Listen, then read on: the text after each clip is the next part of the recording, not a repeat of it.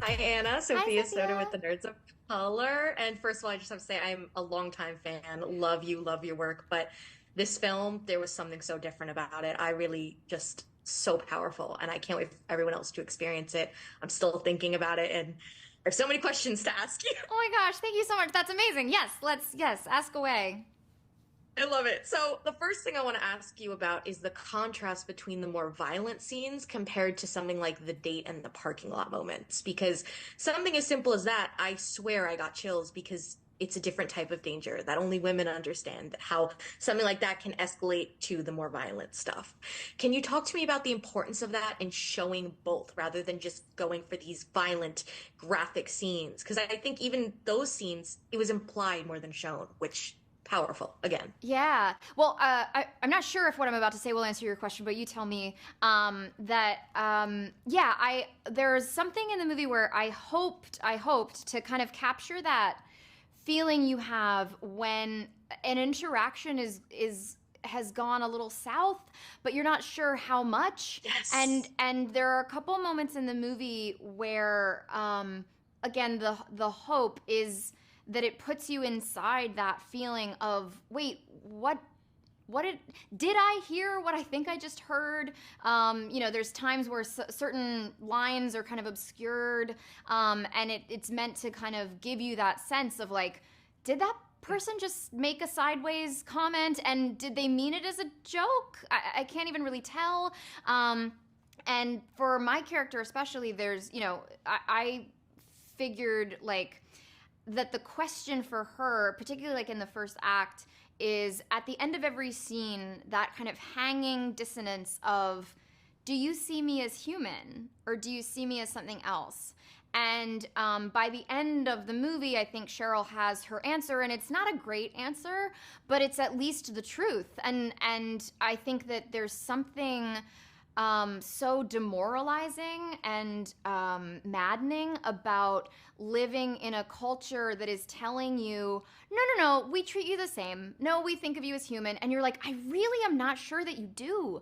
Yeah, again, it's like something that I hope is in the fabric of the movie. And certainly, the parking lot scene has a lot of that. He says some things to me that I can't quite hear or interpret. And then there's a sequence where there is that feeling of, is this person following me or am I being crazy? Because I don't know about you, but I've had experiences in my life that I still look back on and I go, I pulled a maneuver there where I like really acted like I was going one way, and then I raced up this set of stairs and unlocked my door, and then spent the next, hour, week, decade wondering, was that person following me? Did they mean me harm? and Yes. and it's really a difficult thing to pull apart, and to have to grapple with the idea that you're just paranoid on top of all of that, I think is really complicated. So yeah, I was hoping to kind of tease apart all those themes. You 100% did. Like I'm telling you, I was so affected after watching this film, and especially since I didn't know the story. And obviously, congratulations are in order because this is your directorial debut, which amazing, fantastic. But I did want to ask you, did you think about the fact that not only was this based on a true story, but there's no real happy ending? Because I imagine as an actor, like when you wrap, you get that final like, oh, story's over now. But that's not the case here. And I feel like that's a challenge within himself. Even just like I sat there after the epilogue, like letting everything sink in. Yeah, no, it's really funny you say that. The ending, in every version of the script that I had read when I was signed on as an actor, was pretty different. When I kind of pitched myself and got the job, and now I've got around 6 weeks to work on a draft with the screenwriter.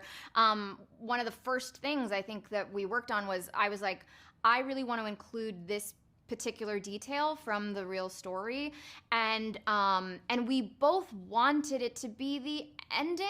And it seems obvious once you crack it, like why was it hard to make it the ending? But really the trouble was, how do we make this the ending without having it feel like it's some kind of a happy ending? Because in a story like this, there is no such thing as a happy ending. So you want to give the viewer some something that feels emotionally satisfying without being dishonest about the feeling you should be really left with. And kind of actually crafting that epilogue was a big part of it. There was kind of an Army of Shadows influence there that felt like I think that there can be a real gut punch in addition to something that feels emotionally satisfying.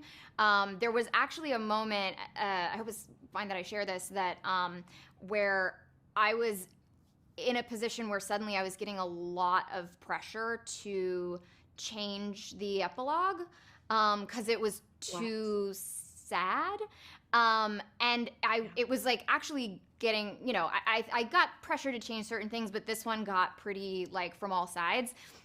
And I called Ian, the screenwriter, and I started talking through it with him.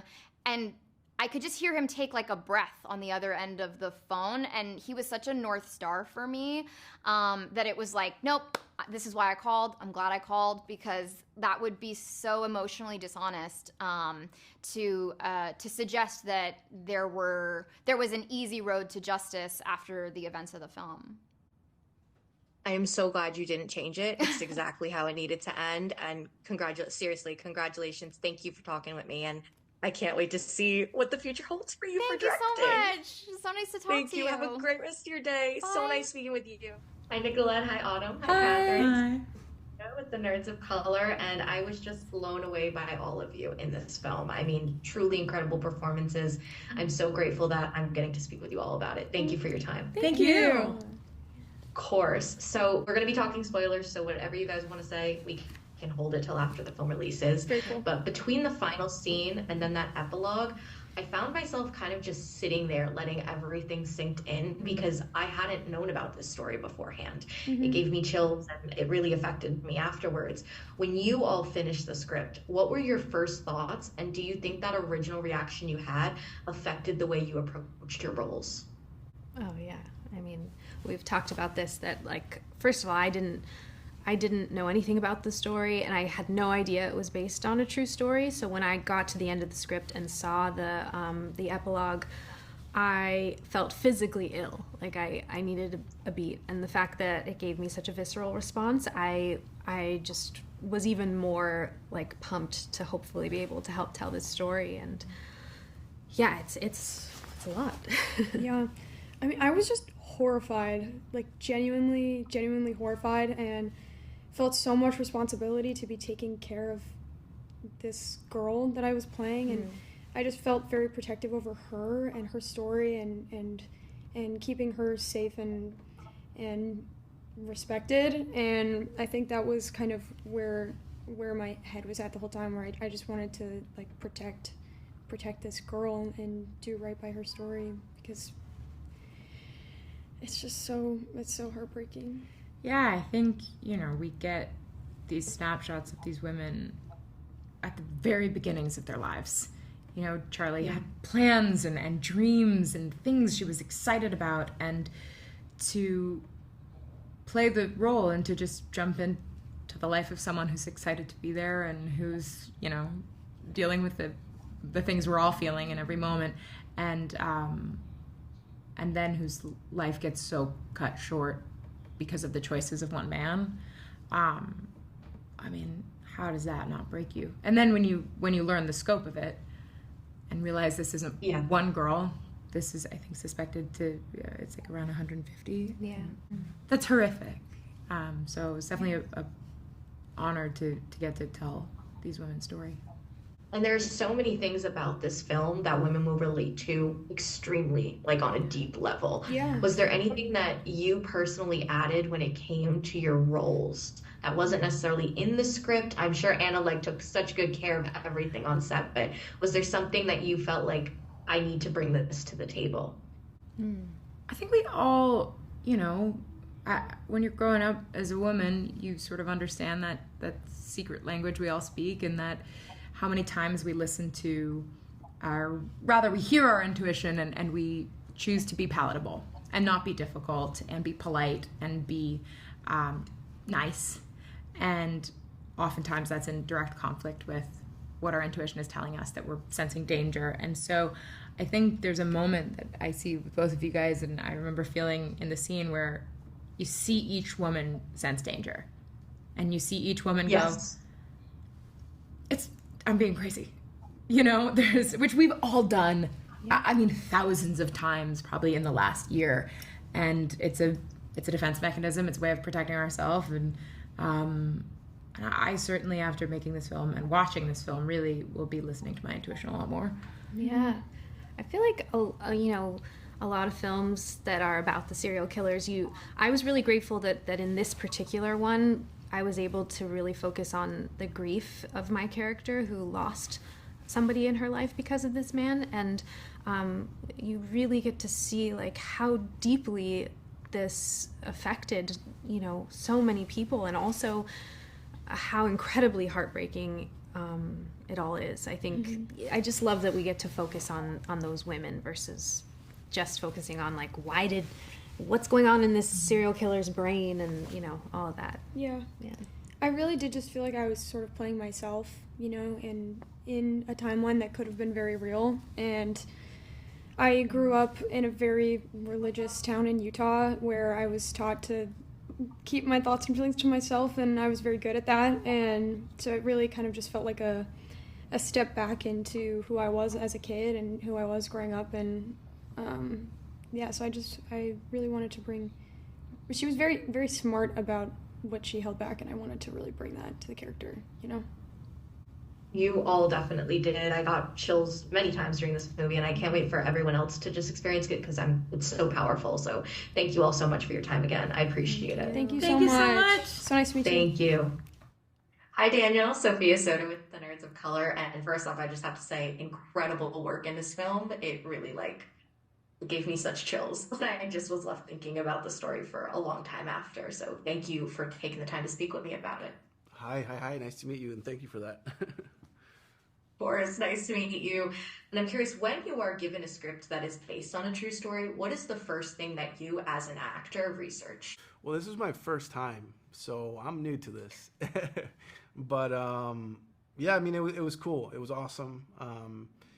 Like I said, I was new to it, so I didn't know, how to start. But for me, I was like, Ronnie Alcala, who is this guy? What has he done? What's his childhood like? Does he have a family? Where was he raised? And then little by little, you start to kind of get an idea of who he was, and then you do other research on, other serial killers. But then, it was hard to find something that really gave me who this guy is. And for me, it was his photographs. I don't know if you've gotten a chance to see them, but the police released all these photographs of the victims that were never found. And it just gave me an insight of who he was as a person, the ability that he had to make people feel comfortable and lure them in and kind of get their guard down and take a picture of them. And so for me, it was, it was all these things and putting them all in a melting pot and kind of like building, Rodney from there. Yeah, definitely. And rather than having the focus be on the serial killer, one of the things I loved was that this was told from the perspective of women, which you could tell from the beginning to end. It was very well done. Did that affect or inform the way you kind of approached the role? Well, I always knew, from the beginning, speaking with Anna, like I knew it was going to be told from a woman's perspective, right? And that was something that it was like really cool to me, and would give a different sensibility to a lot of different things, right, than a male perspective. And so, like I said, like it was just something that I was really excited about. I was really looking forward to. And then on the day working with the different victims that Rodney, did all those horrible crimes to, it was just really cool on set, and how, Anna was approaching it all. And yeah, I don't think it changed necessarily for me, because I was just focused on, Rodney and the guy and stuff. But I knew what I was entering for sure, and that excited me. Which scene did you consider to be the most challenging, and what did it teach you? Because I'm a firm believer every project can teach you something, can give you something new about your craft, anything like that. Yeah, I mean, there's a lot of hard scenes for different reasons. I think one moment in the movie that sticks with me is the scenes with Autumn Best, all the stuff in the desert. I just remember those days were really, really cold, and Autumn was just game. You know, she was ready. I love that girl, yeah, I just remember that, the car ride, all that. Just, you know, not just because it was a very important moment for the character of Rodney and his whole, you know, journey, but yeah, those moments really, I don't know, I just remember them very clearly today. And in terms of those more violent and horrifying scenes for the victims, what were your thoughts about how it was handled? Because I thought it was very interesting that you didn't necessarily see all the gory details. I think the kind of implications were enough. And I thought, as an audience member, that really stuck out to me about how they were handled. Yeah, they were. I think they were handled just fine. You know, I think there's a lot of things that you don't need to see, and you could just hear them, or you could imagine where it might lead. You know, and I feel like sometimes that's more powerful than when it's shown to you. Because regardless of it being shown or not, you're still looking away, or you know what I mean. But I think the way that Anna and Zach, our DP, went about it was in a very elegant way. I think a lot of the frames that are used and a lot of, you know, the camera movements and all that stuff, just, you know, it works, and it works, I think, even better than, like I said, showing it. So that's all Anna and all Zach. Yeah, I definitely agree. And like I said, this film was just incredible. Thank you so much for speaking with me about it. And I really can't wait for everyone else to see it because I think it's so powerful. Thank you so much. Thank you. Have a great rest of your day. You too. Hi, Tony. How are you? Hey, Sophia. Good. Nice to meet you, Sophia Soda with the Nerds of Color. And first of all, this movie was just absolutely incredible from beginning to end. I am so grateful for the opportunity to speak with you about it. Thank you for your time. That's so nice. I know Anna really has done a beautiful job on this movie. Oh, she did. I cannot wait to speak to her. The Yes. questions, oh my gosh, no, incredible. And I think one of the things that stuck out to me about your character and your performance was it was so interesting to see the difference between when Ed is on camera for the game show and then who he really is when they yell cut. As an actor yourself, was that kind of fun to play with? Yeah, really fun. Really fun because it's a departure, obviously, from what I've done. But it was so fun. And also there was he was that way off camera, but it was really interesting to see it little bleed into his onstage performance. Like or his presence, he would kind of say things that you're like, what? Like he couldn't help because it was such a part of him, this kind of just the dehumanization of women and the objectification. He couldn't help but it get into his onstage presence, which was disturbing, you know? Especially when Anna's character went so off with the questions. He You did not really like saw. that. Yeah, totally. Definitely. Totally. Yeah, and what aspect of filming the dating game do you think would surprise audiences or be something they didn't necessarily notice from watching the movie? Yeah, I mean, I think, man, I would say since I was only on the dating game portion of it, I think just that way that she set the reality world outside of the televised world, and she had, you know, actual cameras that were shooting it in a way that shot it back in the 70s compared to these kind of wide cameras in the back, the different angles she did from the booth upstairs. I mean, just all those, almost the choreography of the cameras that was going on was really unique, and such a gifting that Anna has to be able to balance all that together. Yeah, and I'd love to know, speaking of Anna, what sort of conversations did you have with her in terms of Ed and where, you know, he fit into the story? Because I do believe the dating game was the only relief audiences got from this horrific story. Like, it was a break and going back and forth. I think that was so necessary to have for this film. Yeah, that's a really great point, because it is obviously a very fragile and horrific story, and there was something, but I think what Anna, in addition to many things, what she brought to the game was just being able to find places to take the air out of the balloon in order to digest the material, and because going back and forth between the victim stories and the game show, and just finding, levity is not the right word, but just to kind of release the tension a little bit was a real dance that she accomplished.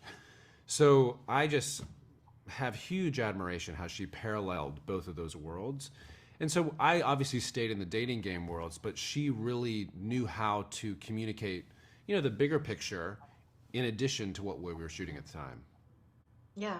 And when it came to you personally, what was it about the script or the project in general that attracted you to it? It was a gig. No, I'm always thankful for a gig. No, it was, I think, obviously working with Anna, I've known Anna, and excited about, because when an actor directs a film, they know both sides. And yes, to be directed by an actor, you're constantly, we've got our questions, like, what is this? But she knew the questions we were going to ask. So it's like she's answering them before we're asking. We're like, oh, good, because I was gonna ask you that. So that was, I've never much had that, and so that was really fun to be directed by an actor. So that was really exciting, and also just I'm a child of the '70s, so I remember the dating game. I remember this story. I didn't recall it much. So then after I got it. It was just doing a deep dive and just being like, damn. There's 7 or 8 accounted victims, but they say there might have been 130 victims. Yeah. And that is horrific. So, I don't know, just like really learning about that, and the way she told the story in that parallel was really powerful.